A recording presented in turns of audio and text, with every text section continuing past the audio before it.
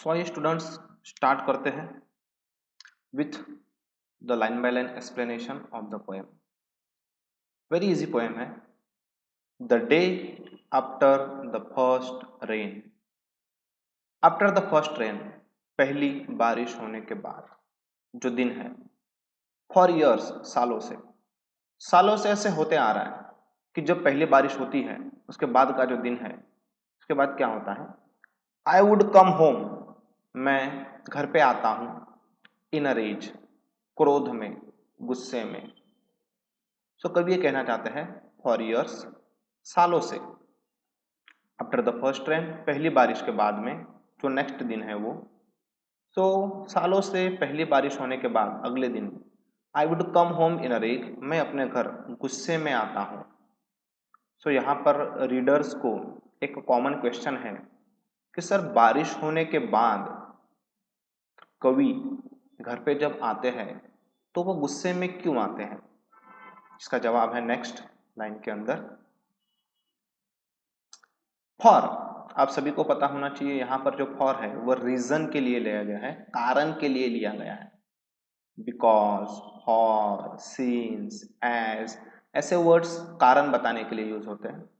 Last में हमने देखा कि सर जी कवि पहली बारिश के बाद जब घर आते हैं तो वो बड़े गुस्से में होते हैं। उसका कारण यह है for because I could see, मैं देख सकता हूं।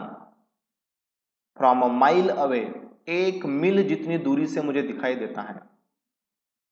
अवर 3 रेड चंपक ट्रीज, हमारे 3 यानी उनके घर के पास जो 3 रेड चंपक की ट्रीज है वो उन्हें 1 मील दूरी से दिखाई देते हैं। मतलब इतने बड़े बड़े वो पेड़ हैं। हैड डन इट अगेन, उन्होंने फिर से किया। यहां पे समझने वाली बात होगी कि रेड चंपक ट्रीज ने कुछ तो किया फिर से। इसका यह मतलब है कि ऐसा वो पहले भी करते हुए आ रहे हैं। अभी भी आपका कंसर्न क्लियर नहीं हुआ। सर कवि पहली बारिश के बाद में घर पे आते हैं तो बड़े गुस्से में होते हैं। उसका कारण यह है कि उन्हें 1 मील जितनी दूरी से ही वो लाल चंपक के पेड़ को देख सकते हैं। 3 पेड़ है और उन्होंने फिर से किया। इसका मतलब वो पहले भी कर चुके हैं। अब आपके सामने सेकंड क्वेश्चन आता है कि सर इन पेड़ों ने क्या किया। इन पेड़ों ने ऐसा क्या किया कि जिससे कवि को गुस्सा आता है। जिसका जवाब हमें मिलेगा नेक्स्ट लाइंस में। तो आइए कंटिन्यू करते हैं। हैड बर्स्ट इनटू फ्लावर, मैंने आपको स्पेलिंग समझाते समय बताया था बर्स्ट इनटू फ्लावर यानी अचानक से बहुत सारे फूल आ गए चंपक के ट्रीज के ऊपर। ये चंपक की ट्रीज ने किया। अब चंपक की ट्रीज ने ये जो किया इससे क्या होता है। एंड गिवन मदर, और उनकी माता को दिया। हर फर्स्ट, उनका पहला ब्लाइंडिंग माइग्रेन। माइग्रेन यानी सिर दर्द, जिसमें आधा सर दर्द करता है। और माइग्रेन इतना तेज है कि उनकी मदर ब्लाइंड फील करती है, मतलब आंखों की रोशनी कम हो जाती है। ऑफ द सीजन, इस सीजन का।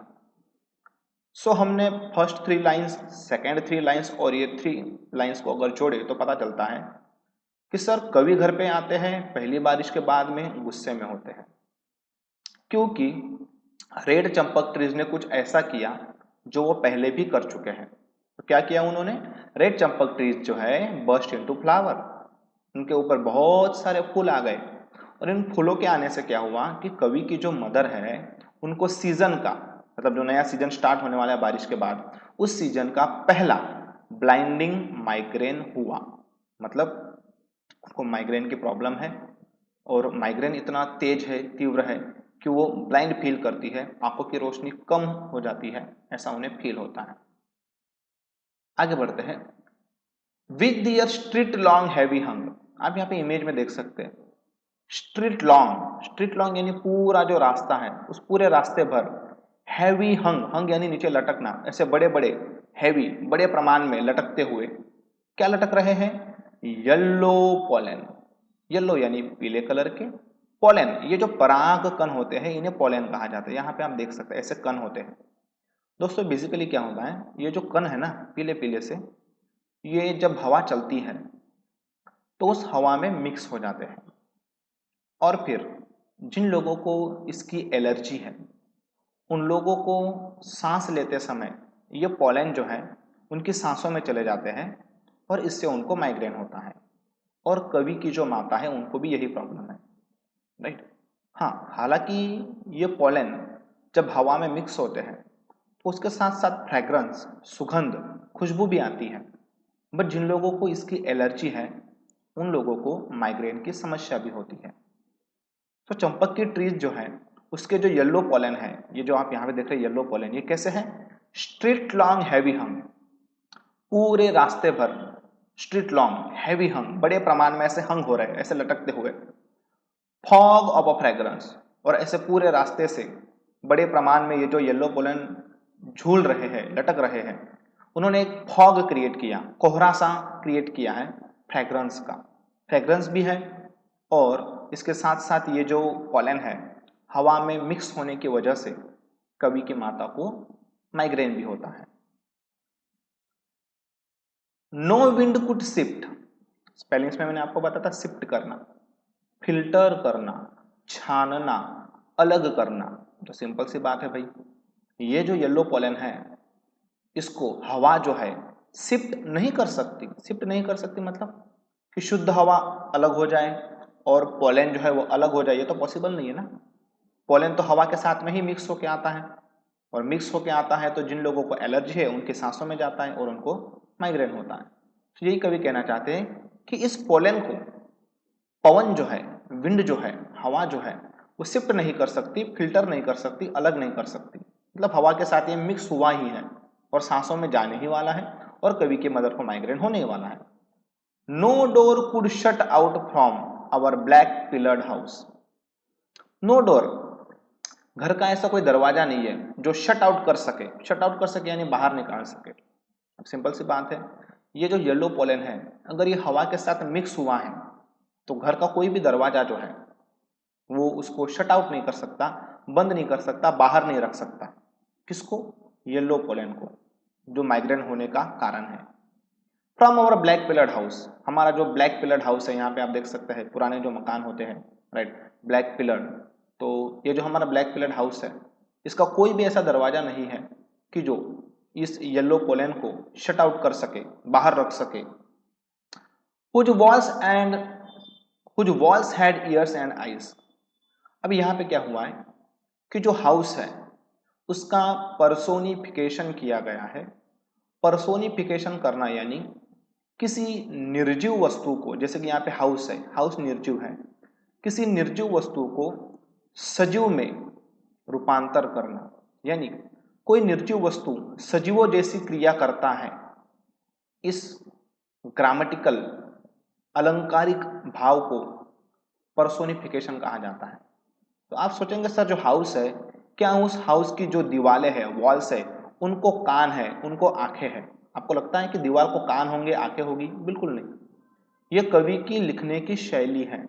उन्होंने यहाँ पे पर्सोनिफिकेशन किया, जैसे हम पर्सन है, हमें कान है, हमें आंखें हैं, पर दीवार को तो नहीं हो सकती ना। बट कवि जब ऐसा वर्णन करते हैं कविता में, उसे कहा जाता है पर्सोनिफिकेशन। स्केल्स, स्मेल्स, तो कवि यहाँ पे ऐसा अज्यूम करके चल रहे हैं कि जो घर है, मान लो वो कोई सजीव है, तो वह स्केल करता है यानी बढ़ता है, मतलब सालों साल घर में कोई नया कंस्ट्रक्शन होता है, बढ़ता है। स्मेल, ये हमारा जो घर है ये स्मेल भी लेता है क्योंकि इसको आईज है, ईयर्स है, राइट। बोन क्रिक्स, उसकी हड्डियों में क्रिक है, मतलब जो जैसे हम होते हैं इंसान, उम्र के साथ साथ हमारी हड्डियां कमजोर होती है, हड्डियों में क्रैक होते हैं, वैसे घर की दीवारों में कोई क्रैक आए होंगे, इसलिए कवि ने लिखा है बॉन क्रिक्स। Nightly visiting voices, nightly visiting voices का मतलब यह है कि देर रात तक यहाँ पे घर में बैठ के जो घर के मेंबर्स है गपशप करते हैं, तो इसलिए यहाँ पे लिखा है nightly visiting voices. And where porous, porous का मतलब होता है होल, लाइक अस, हमारे जैसे। और इस घर में हमारे जैसे पोरस भी है, मतलब क्या कि हम घर में आते जाते रहते हैं। इससे क्या होता है कि जब हम घर में आएंगे तो दरवाजा खुलेगा, हम घर के अंदर चले जाएंगे दरवाजा बंद होगा, तो इस तरीके से घर में हमारा आना जाना लगा रहता है, पोरस है हम घर के, राइट। अब देखिए दोस्तों कि बेसिक चीज यह है कि बारिश के बाद चंपक के जो ट्रीज है उनका खिलना, उनके ऊपर फूलों का आना, और फिर उन फूलों के खिलने से उनके जो पोलन होते हैं परागकण उनका हवा में मिक्स होना, और फिर उससे कवि की माता को माइग्रेन होना। इससे कवि जो है वो बड़े गुस्से में आ जाते हैं और कई बार उन्होंने कोशिश की कि वो क्या करे, उस पेड़ को काटे। और यहाँ पे आप देख सकते हो कि मदर जो है वो कवि को अलाउ नहीं करती है पेड़ काटने के लिए, भी बात आगे की लाइंस में रखी है।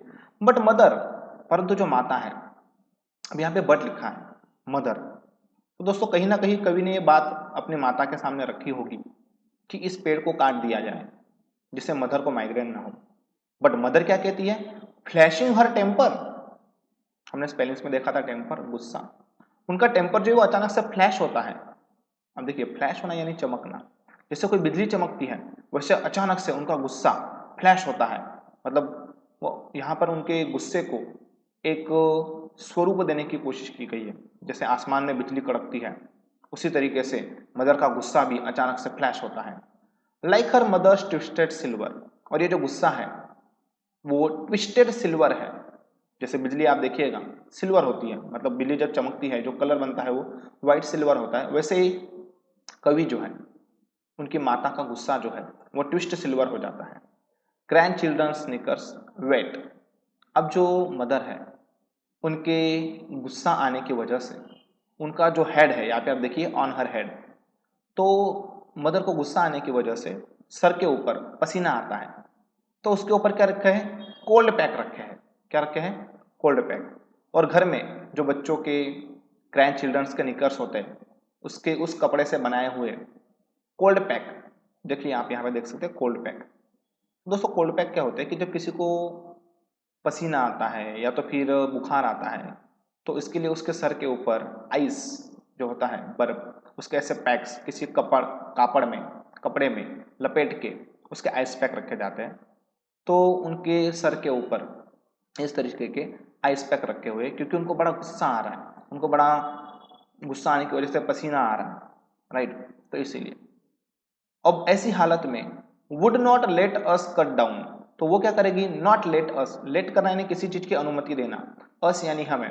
तो माता जो है ऐसे गुस्से के हालत में इस तरीके से अपना गुस्सा बिजली की तरह चमकाते हुए क्या करती है, not let us cut down, हमें कट डाउन नहीं करने देगी।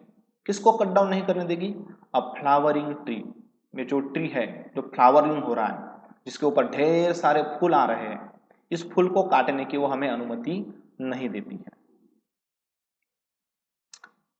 अब अनुमति मदर क्यों नहीं देती है, उसका कारण क्या है, ऑलमोस्ट एज ओल्ड, ये जो ट्री है ना ये लगभग उतनी ही ओल्ड है एज हर, जितनी माता है, जितनी माता की उम्र है, जब से माता उस घर में आई है तब से उस पेड़ को वो देख रही है। सो लगभग ये जो पेड़ है ये माता की उम्र का है। सीडेड, सीड जो होता है वो होता है बीज, सीडेड मतलब इसको बोया गया, इसका बीज बोया गया। शी सेड, वो कहती है। अब मदर को पता है कि ये पेड़ किस तरीके से यहाँ पे बोया गया था, तो मदर कहती है, ये जो सी है SHE ये माता के लिए यूज किया गया है, वो क्या कहती है कि ये जो पेड़ है इसका बीज बोया गया था बाय अ पासिंग बर्ड। आप यहाँ पे इमेज में देख सकते हैं कि ये बर्ड पासिंग हो रहा है, देख सकते हैं आप। तो दोस्तों पंछी जब किसी पेड़ के ऊपर बैठते हैं तो उसके बीज वगैरह वो खाते हैं, कई बार उस बीज को वो कैरी भी करते हैं। फिर होता क्या है, इस तरीके से अपनी चोंच में अगर वो कोई बीज कैरी कर रहे हैं और कहीं पे वो गिर जाता है, कई बार उनकी चोंच में से वो गिर जाता है, और फिर होता क्या है, ये बीज आके जमीन के ऊपर गिरता है और अगर उसके बाद में बारिश हो गई तो उस बीज में से पौधा बनता है और वही पौधा आगे जाके पेड़ बनता है। तो कवि की मदर यही कहना चाहती है कि ये जो पेड़ है ये सीड किया, इसका बीज जो है वो बोया गया था किसके द्वारा, बाय अ पासिंग बर्ड, कोई ऐसा ही पंछी जो पास हो रहा था, यहां से गुजर रहा था, उसके ड्रॉपिंग से, ड्रॉप करना यानी गिर जाना।